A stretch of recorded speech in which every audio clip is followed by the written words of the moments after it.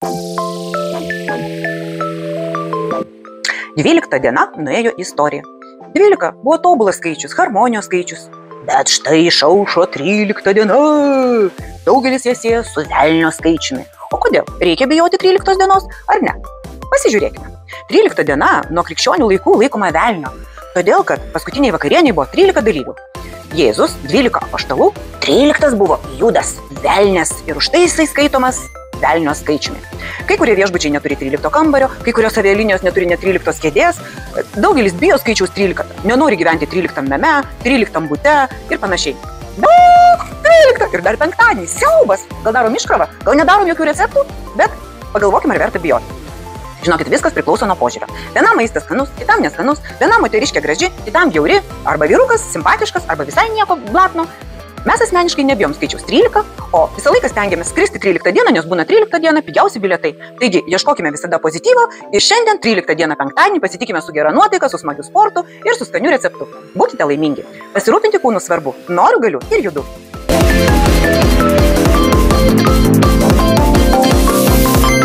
Tamsu, lyja, aš visa juoda. Bet pradėkime nuo puikaus vakarienės recepto. Kaip ir minėjau, mano receptus galite keisti vakarienę su pietumis. Kartais net pusryčiai gali keliauti į vakarienę. Pavyzdžiui, cukinijų omletas gali atsidurti tiek pietums, tiek vakarieniai su grybais. Kaip ir šiandieninis patiekalas, gali būti valgomas pusryčiams su įvairiom salotom, gali būti pietums kaip duonelė prie kokio nors sultinio, o šiandien mes įgaminsime savo vakarieniai, nes temsta, lyja, žaibuoja ir norisi ką nors tokio smagaus, skanaus, lengvo. Dažnai rekomenduoju pasidaryti vieną dieną vegetarišką dieną. Tai yra be mėsos, netgi be žuvies, tačiau su kiaušiniais. Nes kiaušinis tai yra tobulas baltymas, kuris reikalingas aprūpinti mūsų organizmą visaverčiais baltymais. Na, o kadangi liko šiek tiek grybų, o jų negalima ilgai laikyti, nes jie pradeda džiūti ir prarasti maistinę vertę, todėl mūsų šiandien kepsniukai bus iš grybų ir avinžirnių. Liko 450 gramų grybų, juos tik nuplovėm, lupti nereikia, 300 gramų avinžirnių, galite virti patys, galite pirkti konservuotus, tačiau mes nupirkom šį kartą virtus, vakuume uždarytus be skysčio avinžirnius. Toliau yra 50 gramų, tai maždaug yra 2,5 šaukšto miltų, čia pasirinkau grikių miltus, bet galima imti migdolų, sorų miltus, kinvos miltus ir prieskonių trijulę, druska, ciberžolė ir žolelės. Gali būti raudonėlis, gali būti miksas žolelių, čia yra itališkos žolelės, 3 kaimiški dideli kiaušiniai, o čia daržovių lėkštelė. Tai yra česnakas, viena morka 80 gramų, čili pipiriukas, nes jis reikalingas deriniui su ciberžolė ir apie 160 gramų, kad sveria toksai svogūnėlis. Citrinos pusę dėsime į kepsnelius, o pusę pašlakstysime. Kodėl? Todėl, kad citrina padės pasisavinti mūsų organizmui geležį, kuri yra būtent avinžirniuose. Bet kadangi C vitaminas žūsta karštyje, tai mes iškeptus kepsnelius dar pašlakstysime citrina. Na ir aišku, be aliejaus nei žingsnių. Mums reikalingas bus aliejukas. Taigi, viskas vyks labai greitai. Viską sudedam į plaktuvą ir sutrinam. Iš pradžių viską truputėlį pasismulkinam, viskas priklauso kokią techniką turite. Jeigu turite gerą techniką, kuri ir tokius stambesnius susmulkina, tai viskas vyks labai greitai. Jeigu prastesnė technika, smulkinkite kuo smulkiau. Tai česnakai, morkytė, čili pipiriukas, didelis svogūnas, visi grybai. Nu, ko nenori keliauti tenai. Taip, avinžirniai. Avinžirniai keliauja, gerai juos nusausinkite. Prieskoniai. Ir kiaušinukai. Dideli XL kiaušiniai. Ir viską suplakame. Viskas vyksta bandymo būdu. Jeigu pamatėt, kad grybai šiek tiek praskėdė tešlą, pasidarė jis skista, galite dėti kokiu nors daugiau miltų, mėgstamų miltų. Aš šį kartą pasirinkau 150 gramų avižinių dribsnių, nes tų kepsnelių bus tiesiog daugiau ir aš juos pasiliksiu rytojaus pusryčiams su labai skaniomis salotomis. Taigi dedam 150 gramų viso grūdo avižinių dribsnių ir supilu išspaustos pusę citrinos sulčių. Ir dar kartą viską permaišau. Taigi, tuos kepsnelius galite kepti keptuvėje arba masę išdėti į kepimo indą ir, jeigu neturite laiko, kepti orkaitėje kaip apkepą, o po to susipjaustyti, pasidalinti. Aš pasirinkau metodą greitesnį, nes jau norim vakarienės. Naudoju gerą alyvuogių aliejų, nes geras alyvuogių aliejus aukštesnėje temperatūroje nevirsta kancerogenais ir dabar dėsiu po šaukštą tiesiog formuojant kepsnelius. Visada rekomenduoju naudoti kokią nors keptuvę ar traškintuvę su dangčiu, kadangi daržoviniai blyneliai arba kepsneliai, jie turi daug savyje vandens ir kad keptume mažesnėje temperatūroje, jie neapdegtų, neapskrustų, uždengiam ir geriau ilgiau kepam, bet neapdeginam, neapskrudiname labai stipriai mūsų kepinių. Taigi, jaučiam, kad temperatūra iššilo, velnias užkūrė ugnį ir mes dabar kepsim velniškai skanius kepsnelius.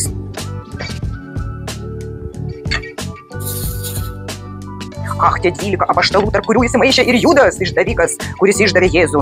Na, bet mes tikime gerais žmonėmis ir manome, kad vakarienė bus ne paskutinė. Uždengiam ir kiekvieną pusę kepam apie 4-5 minutės. Galite naudoti kokoso aliejų arba jį sviestą.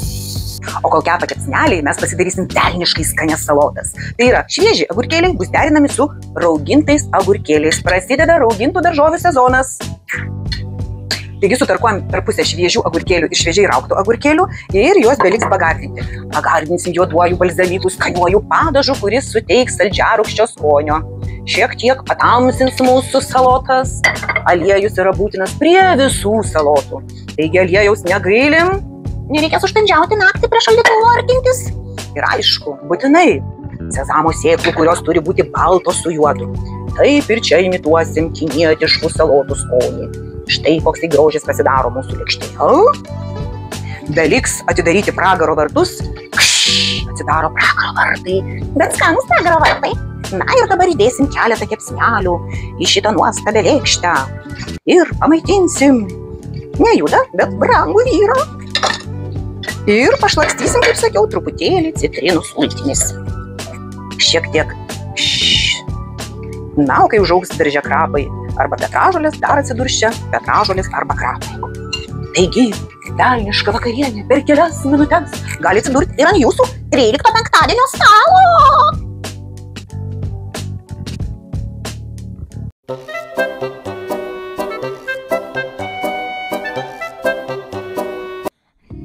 Sveiki! Ar atsimenate mūsų trečią pamoką ir tą pratimą juokingų pavadinimų kopūstas, kai mes tempėm savo nugarytę ir bandėm pirštais pasiekti žemę? Taigi, jeigu jums nelabai pavyksta padaryti šitą pratimą, šiandien įsiaiškinsim kodėl. Dabar noriu jums parodyti labai paprastą testinį pratimą, kuris parodo mūsų nugaros ir stuburo tiesiųjų raumenų būklę. Jeigu nepavyks padaryti, tada pasimokysim keletą pratimėlių, ką reiktų daryti, kad pratempti tos nugaros raumenis. Bandom pasiekti savo kojų pirštus ir lenkiamės. Taip. Jeigu aš pasilenkiau, viskas tvarkoja, nugara neskauda, nieko netempia, vadinasi, galėsim daryti sekančius pratimus. O jeigu tempia kaklą, nugarą, tada reikia daryti tokius pratimus, kurie pratemps nugaros raumenis. Atsigulam ant kilimėlio, kojas sulenkiam, rankos už galvos, ne ant galvos, o už galvos, taip? Kelti galvą su jėga ir turime jausti kakle arba mažą tempimą, arba jo iš vis nejausti. Jeigu kaklą tempia, reikia daryti šitą pratimą, daryti jį pusę minutės ir kartoti iki 4 kartų.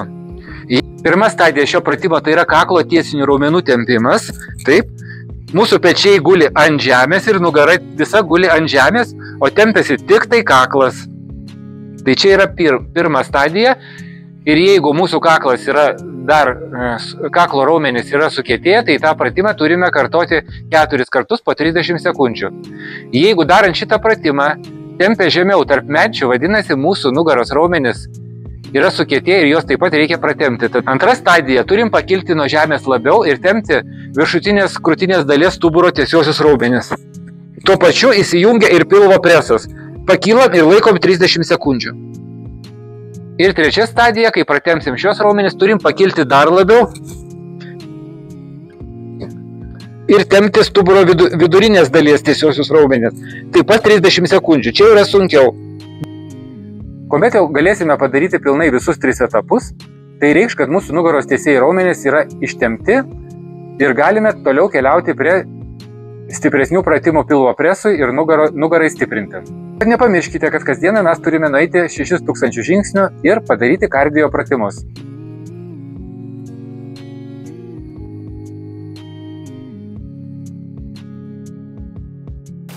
Noriu pakalbėti apie vitaminą D. Todėl, kad tai yra jau nebe vitaminas, o mokslininkai sako, kad tai yra hormonas. Ir jis praktiškai atsakingas už visą kūno sveikatą. Jis reguliuoja kalcio, fosforo apykaitą organizme, užtikrina kaulų mineralizaciją, moduliuoja mūsų imuninę sistemą, na ir žinoma dalyvauja ląstelių dauginimos ir mirties procesuose. Taip pat prisideda prie mūsų raumenų funkcijų, nervų sistemos veiklos, na, žodžiu, reguliuoja daugiau kaip 200 genų atsakingų už mūsų lėtinės ligas. Taigi, netgi širdies kraujagyslių ligos, onkologinės ligos, autoimuninės ligos priklauso nuo vitamino D. Štai koksai svarbus mūsų tas vitaminas. Senjorams ypatingai svarbu žinoti vitamino D kiekį kraujyje, todėl kad visą laiką sako, kad va, osteoporozė, kalcio trūksta ir panašiai. Tačiau jūs galite valgyti kiek norite daug kalcio turinčių produktų vartoti, kalcio turinčių papildų, bet kaulai taps tik tai trapesni, nes trūkstant vitamino D mūsų kaulų tankis mažėja, kritimo ir lūžių kiekis didėja. Jeigu trūksta vitamino D, tai tiesiog organizmas negali tinkamai pasisavinti kalcio iš žarnyno. Ir tuomet, kadangi mums būtinas tam tikras kiekis kalcio mūsų kraujyje, yra išplaunama, taip vadinama išplaunamas kalcis iš kaulų ir štai todėl kaulai tampa trapesni. Kada mums trūksta kalcio ir trūksta vitamino D ir įvyksta kaulų retėjimas, taip pat raumenų silpnumas, taip pat didesnis griuvimo lūžių rizika. Na ir sumažėja, aišku, organizmo apsauga nuo infekcijų ir nuo lėtinių ligų. Tiksliau tariant, užsidega mūsų organizme įvairiausi uždegimų židiniai. Dar jūs turbūt matote, kad vaistinėse būna ant vitamino parašyta gali būti vitaminas D arba vitaminas D ir K2. K2 mes turime šitai vitaminą įvairiausiose žaliose daržovėse. Jeigu jūs valgot pakankamą kiekį žalių daržovių, tai neturėtų trūkti vitamino KD. O kaip jie yra kartu susiję? Tai būtent kaulų ir širdies sveikata yra susijusi būtent su šitais dviem – vitaminu D ir vitaminu K2, nes jie veikia kalcio metabolizme. Vitaminas K2 užtikrina, kad absorbuotas kalcis keliautų į kaulus ir dantis, o nenusėstų arterijose ar minkštuose audiniuose. Kodėl kartais neužtenka vien vartoti papildų? Svarbu suprasti, kad net vartojant vitaminą D papildus, organizmas ne visada gali jam būtent pasisavinti tą kalcį. Turėtų būti dar ir pakankamas magnio kiekis, nes magnis aktyvina vitamino D pasisavinimą ir pavertimą aktyvia forma. Būtent kepenyse vitaminas D virsta iš neaktyvios formos į aktyvią formą. Taigi turi būti mūsų sveiki kepenys, sveiki inkstai, pakankamas kiekis magnio, pakankamas K2 vitamino kiekis ir dar turėtų būti sveika žarnyno mikrobiota, nes jeigu mūsų nesveikas žarnynas, sutrikęs žarnynas, pralaidžios senelės, kurios praleidžia į kraujotaką visokius antigenus, tai tiesiog neabsorbuojamas kalcis iš žarnyno ir nepatenka į kraują. Tai štai kiek turėtų būti dedamųjų. Taigi, kiek mes turime turėti to vitamino D kraujyje, kada atliekam kraujo tyrimus? Vitamino D kiekis turėtų prasidėti normaliai ir būti, tai yra skaitytis normalu, kada yra 100 nanomolių litre. Bet jeigu yra mažiau negu šitas skaičius, jau reikia ieškoti, kas yra sutrikę. Ar magnio trūkumas, ar žarnyno problemos, kepenų problemos, inkstų problemos ir jau tuomet spręsti visas šitas dedamasias. Kaip matote, mes vartojam grybus, vartojam riebę žuvį, vartojam kiaušinius, sviestą. Tai yra natūralūs vitamino D šaltiniai, bet jie yra labai menki. Pats didžiausias mūsų vitamino D šaltinis yra saulė. Ir pabūti dabar saulėje dienos metu yra labai svarbu, nors sakoma, kad aktyviausiai gauna organizmas saulės spindulių būtent ryte. Nuo 9 ryto iki 1 valandos dienos tikrai pabūkite saulytėje atvirų kūnų. Taigi, mielieji, vitamino D kiekį tirkitės nors kartą metuose, žinokite, kokią normą turite ir jeigu reikia, pasikonsultuokite su manim ar su gydytoju ir su kitu specialistu, kokią dozę reikėtų vartoti papildų, jeigu yra žemiau negu 100 nanomolių litre. Būkite sveiki ir mėgaukite saulytės spinduliais.